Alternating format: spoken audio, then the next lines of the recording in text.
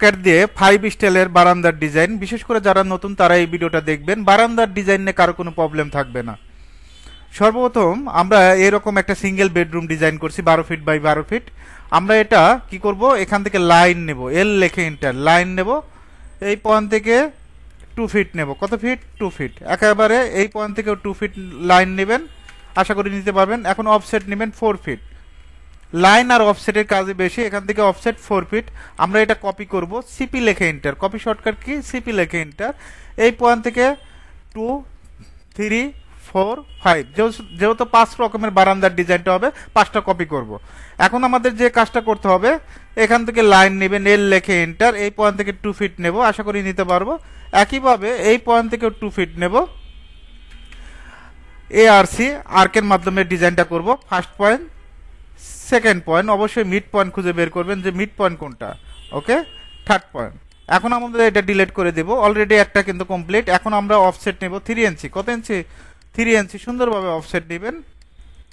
ওকে, আশা করি অফসেট নিতে পারবেন। অটোক্যাডের কাজ আসলে কঠিন কিছু না, একেবারে সহজ, জাস্ট টিচারের উপরে ডিপেন্ড করে। টিচার যদি আপনাকে সহজভাবে বোঝায় তাহলে সহজ আপনার জন্য। তারপর আমরা এই অবজেক্টগুলো কি করব, ট্রিম করে দেব। টি আর লেখে ডাবল এন্টার, এটাও ট্রিম করে দিবেন, এটাও ট্রিম করে দিবেন, আর এটা এক্সটেন্ড করে দিবেন। ইএক্স লেখে ডাবল এন্টার, এক্সটেন্ড। একইভাবে এটাও এক্সটেন্ড করে দিব, এটাও এক্সটেন্ড করে দিব, এদিকে এক্সটেন্ড করে দিব। এখন ট্রিম করে দিব, টি আর লেখে double enter.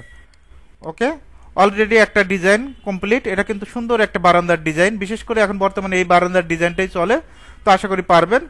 Second, A R C লেখে ইন্টার, আর কমান, first point, second point, third point. Okay, তারপর আমরা এখান থেকে অফসেট নিব, ও লেখে ইন্টার, 3 লেখে ইন্টার, সুন্দরভাবে অফসেট নেবেন। এইরকম বারান্দার ডিজাইনটাও হয়। তারপর আমরা এটা টিম করে দিব, টিআর লেখে ডাবল এন্টার, সুন্দরভাবে টিম করে দিবেন। ওকে, একইভাবে এটাও টিম করে দিবেন, এটাও টিম করে দিবেন, আশা করি পারবেন। এখন আমাদের যে কাজটা করতে হবে, এখন রেক্ট্যাঙ্গেল বারান্দার ডিজাইন করব। ইএক্স লেখে ডাবল এন্টার, কি দেব, ইএক্স লেখে ডাবল এন্টার, অথবা এফ লেখে এন্টার, আর লেখে এন্টার, 0 লেখে এন্টার, এফ লেখে এন্টার। ফার্স্ট পয়েন্ট ক্লিক করবেন, সেকেন্ড পয়েন্ট ক্লিক করবেন, জয়েন হয়ে যাবে ফার্স্ট পয়েন্ট, সেকেন্ড পয়েন্ট। এই বারান্দার রেক্ট্যাঙ্গেল বারান্দার ডিজাইন সবচেয়ে বেশি হয়। অফসেট আমরা 3 ইঞ্চি নিয়ে নেব, আশা করি পারবো। তারপর আমরা ট্রিম করে দিব, টিআর লেখে ডাবল এন্টার, সুন্দরভাবে ট্রিম করে দিবেন। একইভাবে এটাও ট্রিম করে দিবেন। ওকে, অলরেডি কিন্তু 3টা কমপ্লিট। সবচেয়ে ডিজাইন যেটা বারান্দার ডিজাইন ক্ষেত্রে এই বারান্দার ডিজাইনটা বেশি চলে, এই টাইপের। তারপরে আপনার রেক্ট্যাঙ্গেল বারান্দা তো ভালোই ইউজ করা হয় 2D ফ্লোর প্ল্যানে।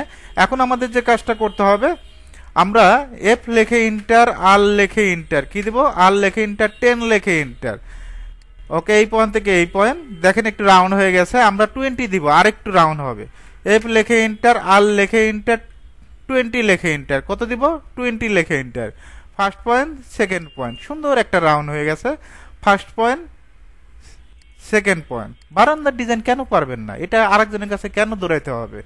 তো আপনি সহজভাবে এটা দেখাইলাম, এই এত সহজভাবে কেউ দেখায় না। আশা করি যারা এই ভিডিওটা দেখবেন এগুলো পানির মতো মনে হবে। অফসেটটা এখন কত ইঞ্চি নেবেন, 3 ইঞ্চি নেবেন। ওকে, এটা 3 ইঞ্চি নিয়ে নিব, এদিকেও 3 ইঞ্চি নিয়ে নিব, আশা করি পারবেন। অলরেডি 4টা কমপ্লিট, আর একটা আছে, আমরা এই একটাও কমপ্লিট করে দেখাবো। এই একটাও আসলেই সহজ। এখন এই বারান্দাটা দেখাবো, রাউন্ড বারান্দা।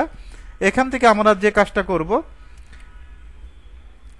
এ R C, first point click করবেন, সেকেন্ড পয়েন্ট ক্লিক করবেন, থার্ড পয়েন্ট ক্লিক করবেন, আশা করি ক্লিক করতে পারবেন। এটা ডিলিট করে দিবেন, এটাও ডিলিট করে দিবেন, এটাও ডিলিট করে দিবেন।